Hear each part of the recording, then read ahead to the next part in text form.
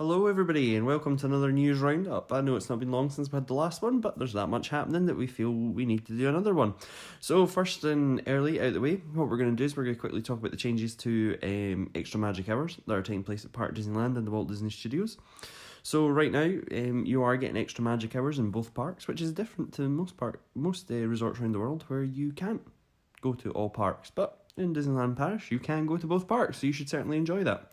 At 8:30 in the morning, apart from some specific dates, and you should always check on disneylandparis.co.uk before you go, but you can go at 8:30 in the morning till 9:30 in the morning. You can ride the following rides in the Disneyland Park, which is the Carousel de Lancelot, the Peter Pan's Flight, Meet Mickey Mouse, Dumbo and the Flying Elephants, the Mad Hatter's Teacups. You can go to the Princess Pavilion. You can do Buzz Lightyear's Laser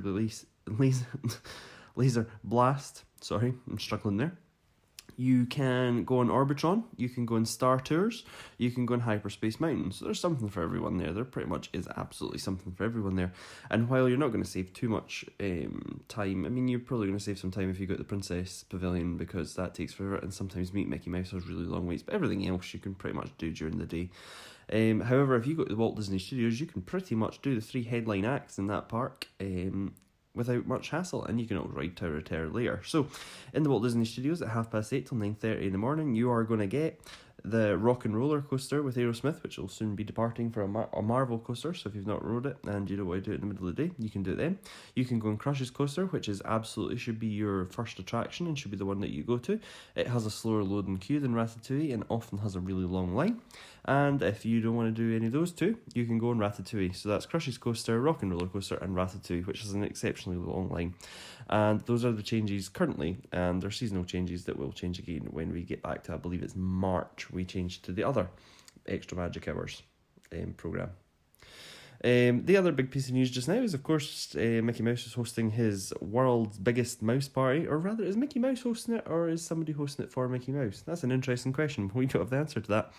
But the mouse party is ongoing, and there's a ton, and I mean a ton of merchandise coming out. So basically every week there seems to be more and more merchandise coming out, and this week what we've managed to get is a new set of Mickey ears that have a classic Mickey Mouse. Now, these don't look like the current Mickey Mouse. They look more like Steamboat Willie with some colour added to them. So there is a new set of ears. There's a fantastic mug, as you'd expect. There's now a plush toy of Mickey's party.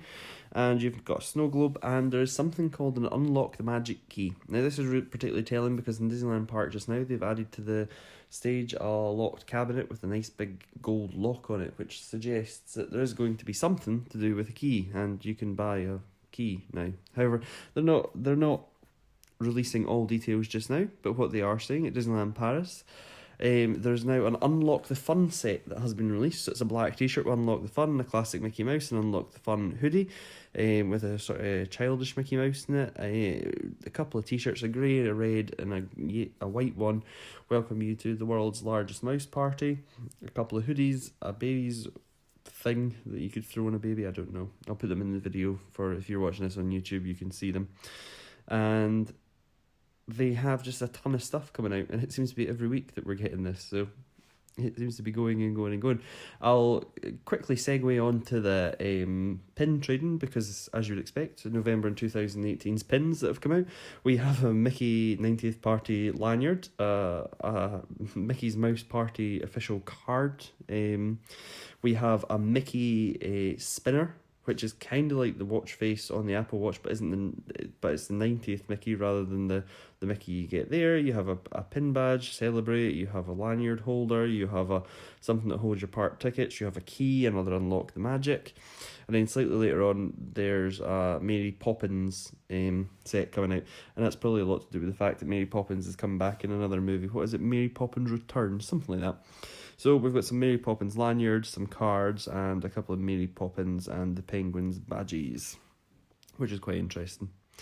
If we move on, we have Pin My Cat Mocky. I have no idea what that is. I have absolutely no clue. It's an exclusive limited to 700 items, and it's in Frontierland at the Pueblo Trading Post on Saturday the 17th of November.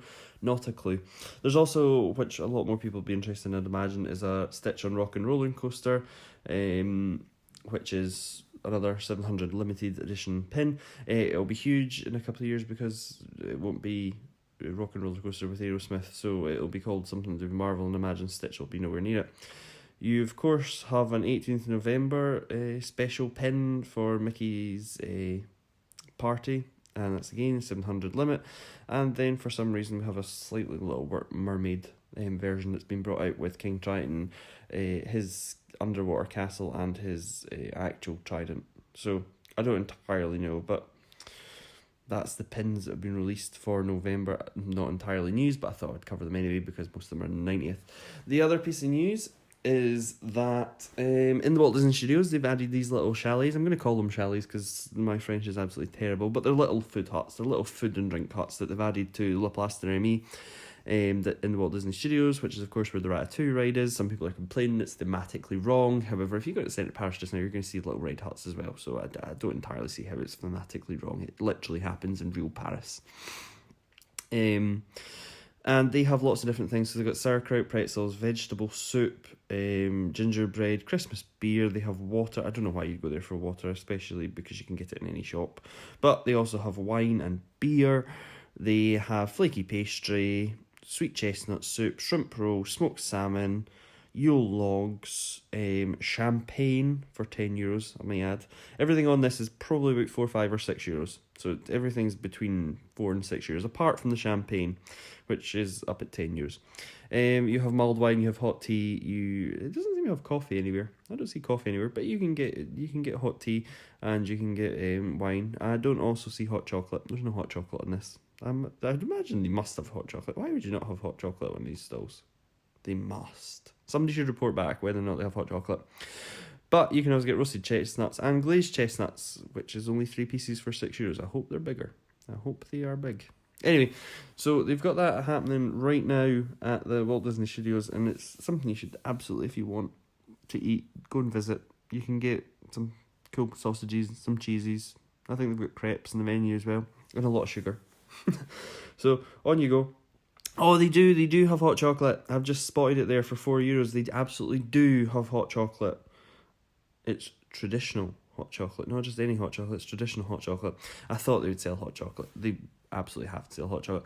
So that's going on the Walt Disney Studios, and that is of course a sort of mini food and wine festival in La Place de Remy, which is kind of stolen out the playbook for Epcot in Orlando, which is kind of interesting because we're kind of seeing some of these exclusive parties, and we're seeing some of these ideas, such as the food huts coming across from Orlando, which are obviously money-making ideas that Disneyland Paris has been kind of lacking. And these ideas are getting pushed in there alongside things like PhotoPass to see if they can boost the average revenue on the resort. And for the most part, these are elective. I mean, if you don't want to eat, glazed chestnuts, then don't. If you don't want a traditional hot chocolate, don't have it.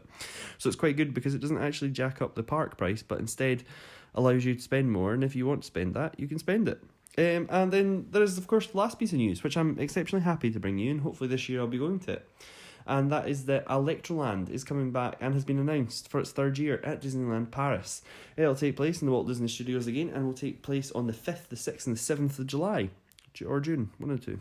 I should probably check that before I went live. However, what we are saying is for the 3rd year it's come back, which is a huge thing for Disneyland Paris because it started off and then it grew.